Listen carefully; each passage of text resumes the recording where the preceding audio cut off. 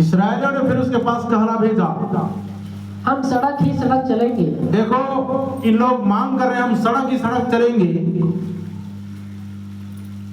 और यदि हम और हमारे पशु यदि हम या हमारा पशु तेरा पानी पिए तेरा पानी पिए तो उसका दाम देंगे, तो उसका दाम भी देंगे, हमको और कुछ नहीं, हमको और कुछ नहीं, केवल पांव पांव चलकर निकल जाना दे। केवल पांव पांव चलकर निकल जाने दे। ये तो बोला ना, समझ रहे हैं? हमारा जितना भी चीज है अगर वो पानी भी पी दे रहे हैं उनका भी दाम देंगे। आप कैसे में सोचते हो कि हम थोड़ा सा गलती करके उधर चले जाएंगे? नहीं, आपको नीट एंड क्लीन होना चाहिए। क्या लिखा है? ऊंट के नाके में से सुई का निकल जाना, सुई के नाके में से ऊंट का निकल जाना सहज है। तो बताइए, अब जब इधर से उधर जा रहे हैं, वहां पर एक छोटा सा नाका है, सुई के नाके के बराबर। अगर हमारी जिंदगी में पाप रहेगी, गलती रहेगी, कोई भूल रहेगी, कोई चूक रहेगी, जा पाएंगे उधर? नहीं। अरे रुक रुक रुक, अभी कहाँ रहा है, तेरा ये बाकी है। हम नहीं चाहते 2026 में कि हमारे से कोई भूल हो, कोई चूक हो और हम लोग वहां ना जा पाए। इसलिए उन चीजों को दूर कीजिए। छोटी छोटी लोमड़ियां जो दाग को बिगाड़ती है, क्या करो? पकड़ लो उनको। छोटी छोटी गलतियां क्यों बताया जा रहा है? ताकि आपके मार्ग में रुकावट ना हो। बोले हालेलुया, बोले हालेलुया। जिनको परमिशन नहीं है वो चर्च बंद होगा, ताला लगेगी। सारे लोग देख रहे हैं, अभी बोल रहे हैं, पास्टर लोग बोल रहे हैं, आपका चर्च कैसे चल रहा है पास्टर साहब? ये बोला हमारा चर्च चल रहा है, रजिस्ट्रेशन हुआ है। आमीन। क्या हुआ है?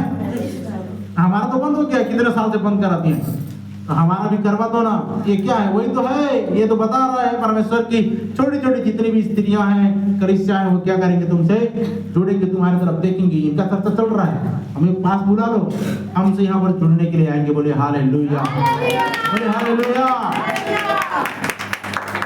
ये तो जबरदस्त परमेश्वर चाहता है। आमीन। तो क्या लिखा है जी? हम उन सब चीज का क्या चुका देंगे? दाम चुका देंगे।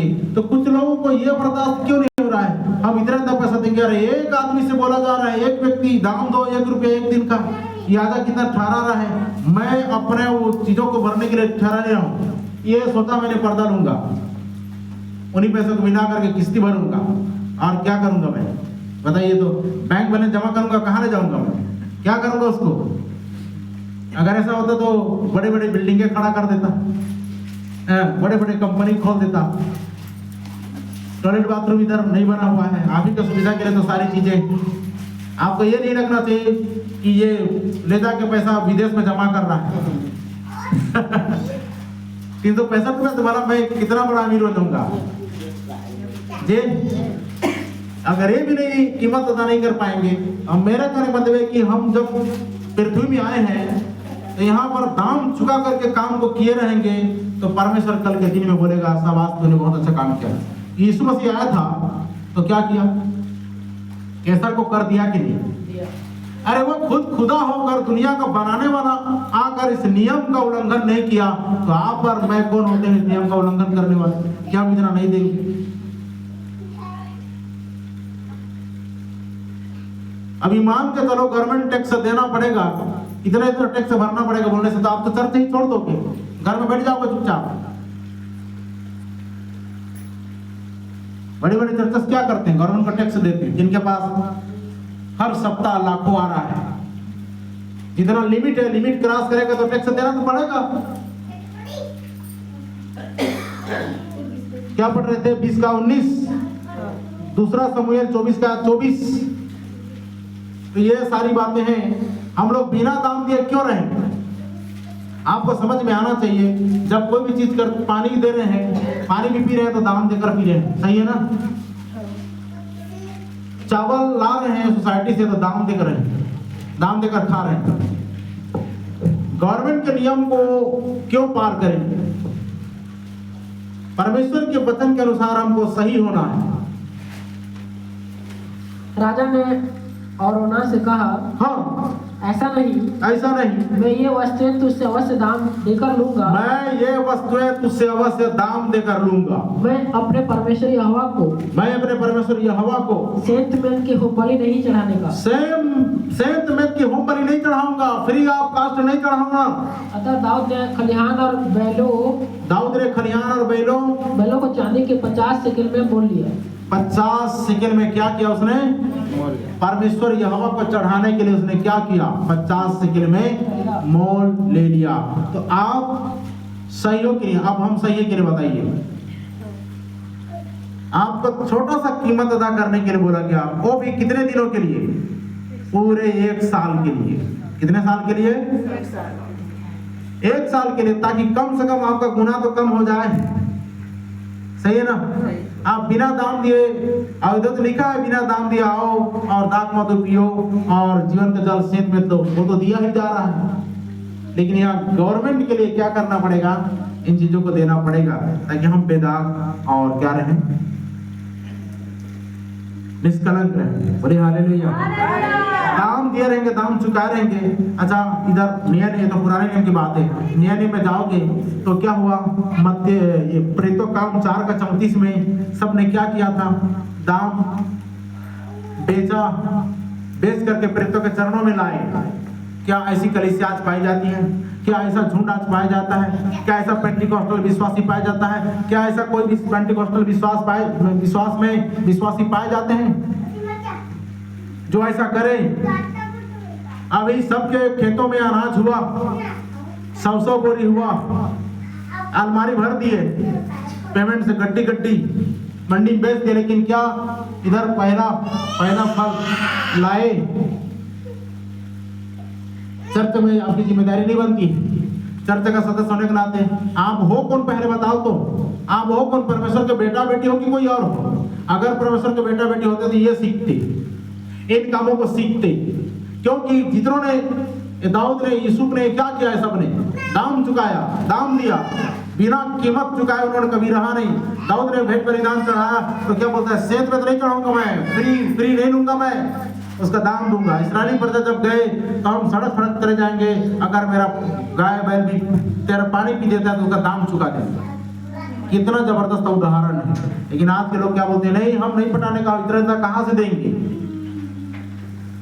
365 दिन में 365 रुपया नहीं बन रहा है, एक दिन का 1 रुपया भी नहीं बन रहा है। बड़ा विचित्र, ये बहुत बड़ा दाम लग रहा है इन लोगों को। कितना बड़ा दाम लग रहा है? इतना लाख। मैं तो बोलता हूँ इधर चलो 1 लाख का चेक साइन करके दो मुझे, बोलने से तो फिर नहीं ये चलता नहीं जाएगा। यकीन मानिए, आज की वैश्यवाणी के अनुसार बहुत सारे चर्च बंद हो जाएंगे, लेकिन परमेश्वर का धन्यवाद एक खुला रहेगा। और एक छोटी शाखाएं, छोटी कलीसियाएं यहाँ से जुड़ना चाहेंगे। बोलिए आमीन। ये दर्शन का यही अर्थ है, इस दर्शन का यही अर्थ है जो दिखाया गया है। आज हम सोचे थे सब आ जाएंगे तो शाम को चले जाएंगे, लेकिन शाम को ठहरना मुश्किल हो जाएगा, इसलिए सुबह कोशिश करेंगे जाने का। बाकी देखते हैं परमेश्वर क्या कहता है, क्या चाहता है।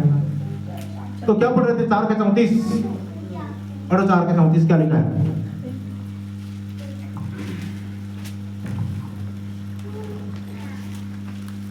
उनमें कोई भी दरिद्र न था, क्योंकि जिनके पास भूमि या घर थे वे उनको बेच कर बिकी हुई वस्तुओं का दाम लाते और उससे प्रेरितों के पांव पर रखते थे। बताइए तो, घर भूमि बेचते और उनके दाम लाकर प्रेरितों के पांव में रखते थे।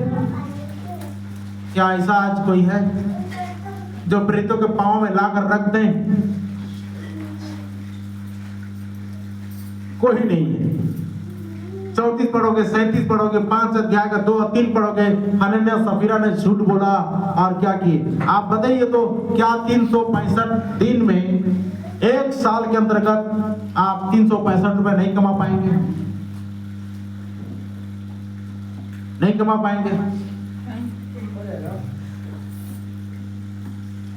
आप इतना ईमानदारी से बता दीजिए, क्या हम चर्च के नियम के प्रति इतना ईमानदार हैं, विश्वासों के वफादार हैं? क्या वचन कहता है, बुलाए हुए, चुने हुए और विश्वास योग्य बनो।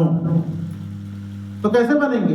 बुलाए हुए पार हो गए, चुने हुए पार हो गए, लेकिन वहां से एक और कैटेगरी है, विश्वास होकर पाए जाएंगे तब तो स्वर्ग राज्य में लेके जाएगा वो, नहीं तो फिर छोड़ देगा।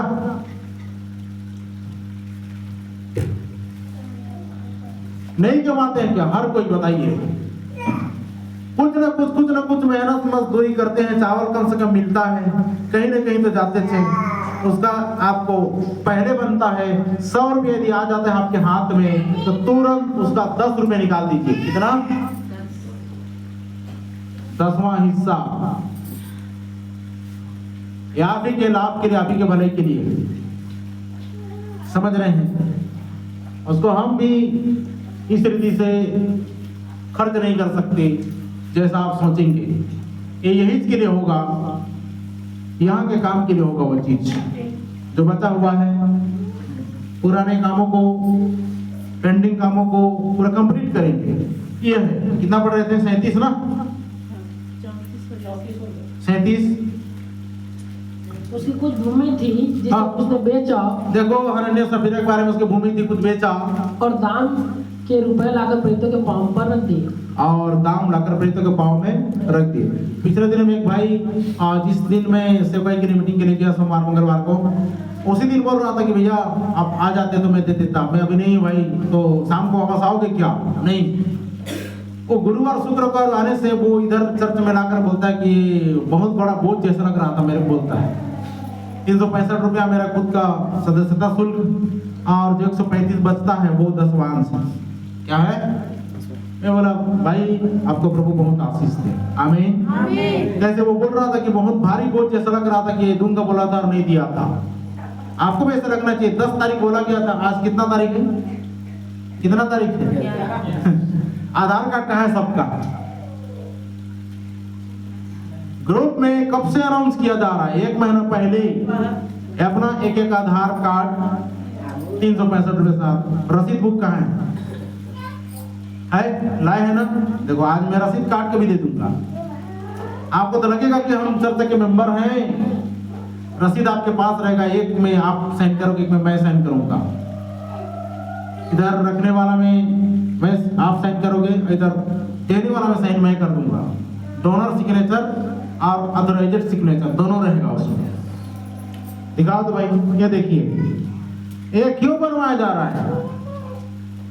इसको आप कम समझ रहे हैं? ये क्यों क्यों क्यों बनवाया जा रहा है?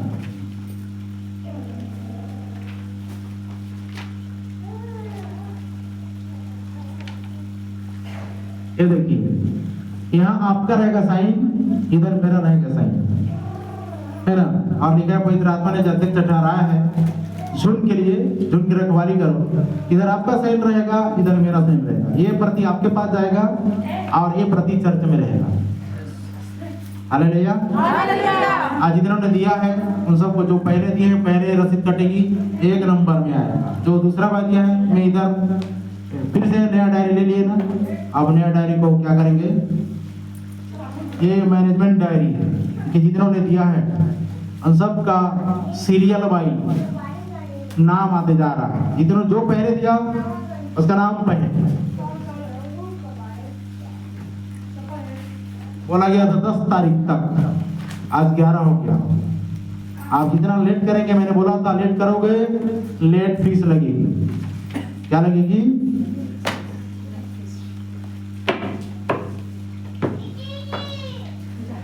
ये सब करना ही पड़ेगा। अगर नहीं करेंगे तो मुश्किल है। 5 अध्याय 2-3 में जाओगे तो उनका प्राण छूट जाता है, इनका हनन्याह सफीरा का। सही है ना? तो ऐसा अभी समय क्या है, बहुतों को मैं देख रहा हूं, कुछ लोग क्या कर रहे हैं पता है? प्रार्थना में बुला रहे हैं और उसके बाद में जब आने का टाइम हो रहा है ना, तो कल्टी मार दे रहे हैं, धोखा दे रहे हैं, दगाबाजी कर दे रहे हैं।